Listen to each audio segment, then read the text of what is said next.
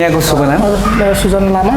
ए बौद्ध बौद्ध तपाईँको छोरालाई कहिलेदेखि देखाइरहनु भएको छ यहाँ 3 हप्ता भयो सर अहिले ए बाबु चाहिँ कति वर्ष पुग्नुभयो 15 ए उहाँको चाहिँ के समस्या हो खास अलिकति बाङ्गो टिङ्गो निस्केर यस्तो उ भएको दारा निस्क्यो अनि भित्र चाहिँ एक्सरे गर्दाखेरि दाँतहरू भित्र रहेछन् त्यसको लागि उपचार गर्न आएको भए चाहिँ के लगाइरहेको छ नि त्यहाँ के भन्दाखेरि ग्लासेस के भन्नुहुन्छ होइन त्यो डक्टरी भाषा हामीले त्यो अलिक बुझ्नु अलिक गाह्रो हुन्छ कहिलेसम्म लगाउनु पर्ने रहेछ के भन्नु समय लगाउनु पर्छ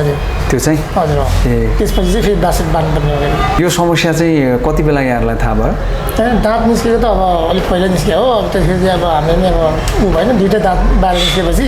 अब समस्या देखेर हामीले त्यसैले पछाडिको त्यो सुविधा हजुरले पाउनुपर्छ सन्तुष्ट हुनुहुन्छ ठिक छ सर पद्धतिबाट सबै ठिक छ सर बुद्धले चाहिँ राम्रै उपचार हजुरको बच्चालाई चाहिँ दिइराखेको छ भन्ने कुरो यहाँलाई लागेको छ हजुर राम्रो छ सर अहिले डाक्टर साहबले चाहिँ यो बुद्ध डेन्टलको कुन डिपार्टमेन्ट हेड गर्नुहुन्छ म चाहिँ अर्थोडन्टिस्ट हो हजुर म चाहिँ ब्रेसेस लगाउने काम गर्छु जुन तार लगाइन्छ बाङ्गो दाँत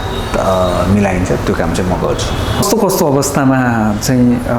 तार लगाउने जुन हुन्छ नि अब कसैको दाँत मिलाइछन् भने त्यसमा तार लगाइहालिन्छ होइन हजुरहरूलाई थाहा छ दाँत देखिराख्नु भयो होला आजकल जसले पनि तार लगाएर अर्को कुरा चाहिँ यदि तपाईँको कहिलेकाहीँ जब मिल्दैन त्यसो बेलामा पनि हामीले एउटा कुरा चाहिँ के गर्न सक्छौँ भन्दाखेरि बच्चा बढ्दै गर्दाखेरि केही एउटा कुरा केही दिन सक्छौँ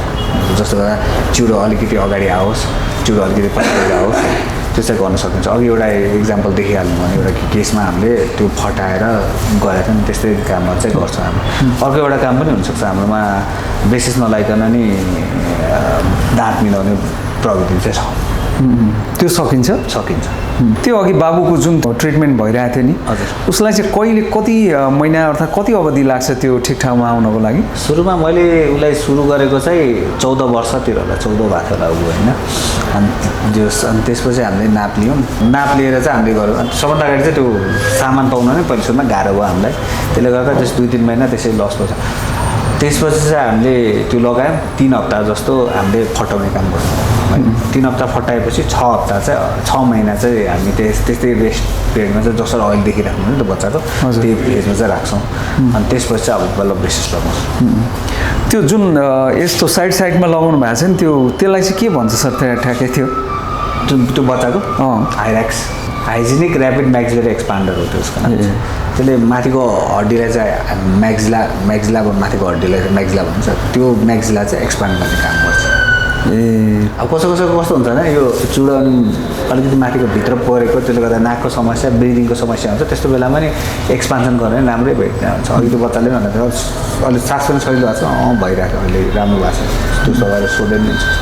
ब्रेसेस अर्थात् यो दाँत बाँध्ने जुन बार लगाउने जुन छ नि अहिले एस्थेटिकको कुरा पनि आउला त्यहाँ होइन अरू यसको महत्त्व चाहिँ के हुनसक्छ अब त्यस्तो तपाईँको बाङ्गोटिङको दाँत छ भने चाहिँ होइन फर्स्टमा चाहिँ सफाइ गर्न गाह्रो हुन्छ याद गर्नुहोस् सफा गर्न गाह्रो हुन्छ अनि त्यहाँ फोहोर अड्किने त्यहीँ किराले खाने सबै कुरा हुन्छ दाँत मिलिसकेपछि सफा गर्न सजिलो भएन अब कि मान्छेको दाँत एकदम बाङ्गोटिङको छ बिग्रिरहेको छ भने त्यही ठाउँमा किराले खाएको वा त्यही ठाउँमा गिजाको समस्या हुन्छ कि त एकदम मजाले सफा गर्न आउनु पऱ्यो जुन गाह्रै हुन्छ होइन नत्र भए कि दाँत मिलाएर सफा गर्नु त्यो एउटा चाहिँ एकदम प्रमुख विषय हो त्यसले गर्दा चाहिँ तपाईँको दाँत चाहिँ सफा गर्नमा सफाइमा चाहिँ एकदम प्रब्लम हुन्छ हाँस्न बोल्न सबै कुरामा त प्रब्लम भइहाल्यो होइन तर दाँतको मुख स्वास्थ्यको समस्या पनि धेरै हुन्छ किनकि तपाईँको जुन दाँत बाङ्गोटिङ हुन्छ त्यही ठाउँमा किरा गिजाको समस्या हुने हुन्छ त्यो ट्रेन्ड चाहिँ कस्तो छ जस्तो आउने पेसेन्टहरूमा कतिको उहाँहरू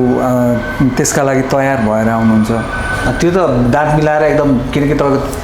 मिनिमम 2 वर्षको ट्रिटमेन्ट हुन्छ सालाखाला है गिभ एन्ड टेक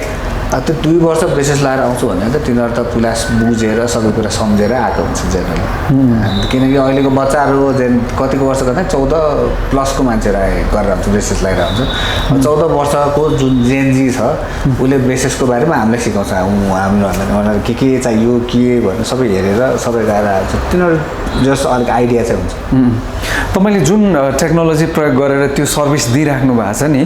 त्यो चाहिँ नेपालको कन्टेक्स्टमा कस्तो हो त्यो प्रविधिको हिसाबले के अब हामीले जुन ब्राकेट सिस्टम युज गर्छ त्यो चाहिँ अहिलेसम्मको लेटेस्ट हो है जुन चाहिँ ब्रेसेस लाउने युज गर्छौँ नि अलाइनर भनेको त्यो ब्रेसेस नलाइकन गर्ने प्रविधि जसमा चाहिँ हामी डिजिटल्ली कम्प्युटरबाटै स्क्यानर हुन्छ, स्क्यानरले नाप लिन्छौँ अनि कम्प्युटरमा डिजाइन गर्छ, सबै कुरा गर्छ, ब्रेसेस चाहिँ लगाइरहनु त्यो सबभन्दा लेटेस्ट हो, त्यो पनि गरेर आउँछ। जस्तो यो जुन ब्रेसेसकै कुरामा नि अब नयाँ जेनजी पुस्ता अर्थात् नयाँहरूमा त्यो आकर्षण देखियो, तर त्यस्तो समस्या त अलिक भनौँ न अरूमा पनि होला, त्यो चाहिँ किन त्यस्तो एउटा जेनेरेसन ग्याप जस्तो किन देखिराखेको छ? पहिला त एक्सेस चाहियो, पहिला ब्रेसेस लगाउनु तपाईँले कति देख्नु भएको पहिला? होइन त्यही त यो एउटा ट्रेन्ड आयो नि त अहिले। ट्रेन्ड आएको हो किनकि मान्छेसँग एउटा कुरा मान्छे पनि धेरै ट्रेन्ड भयो होला, क्लिनिकले सर्भिस प्रोभाइड गरेपछि एक्सेस टु सर्भिस भएपछि त मान्छेले गर्न थाल्छ नि, त्यो एउटा पनि भयो। मान्छेमा अलिकति पैसा पनि भयो, अर्को कुरा जागरण सचेतना पनि अलिकति बढी भयो, त्यसले गर्दा चाहिँ यो अलिकति बढी नै छ। आजकल त बच्चाहरूमा धेरैमा ब्रेसेस लागेको देखिन्छ, एकदमै ज्यादा छ यो। अब एकदम लङ पिरियडको ट्रिटमेन्ट पनि, अनि त्यो हिसाबले गर्दाखेरि आर्थिक रूपमा चाहिँ कस्तो छ सर त्यो? आर्थिक रूपमा त्यस्तो त्यस्तो भार चाहिँ पर्दैन, किनकि सुरुमा हामीले त्यो मलाई एक्ज्याक्टली थाहा भयो 10-15 हजार तिर्न लगाउँछौँ, त्यसपछि त महिना आएर तिर्नु त्यो 2,000 गरेर त्यो आर्थिक भार त्यस्तो परेन। तपाईँ इमेजिन गर्नु 70,000 ट्रिटमेन्टको कस्ट भयो, 12 महिनाको हिसाबले गर्नु भयो भने कि 24 महिनाको हिसाबले गर्नु कति पऱ्यो? 3,000 कम पऱ्यो महिनाको चाहिँ है। त्यसले गर्दा त्यस्तो आर्थिक भार तिर्न मतलब हाम्रो middle class lower middle class चाहिँ अफोर्ड चाहिँ गर्छ, अफोर्ड चाहिँ गर्न सक्छ। काठमाडौँका डेन्टलहरू जति पनि चलिराखेका छन् उनीहरूको सर्भिस बराबरको सर्भिस चाहिँ यहाँ पाइन्छ है?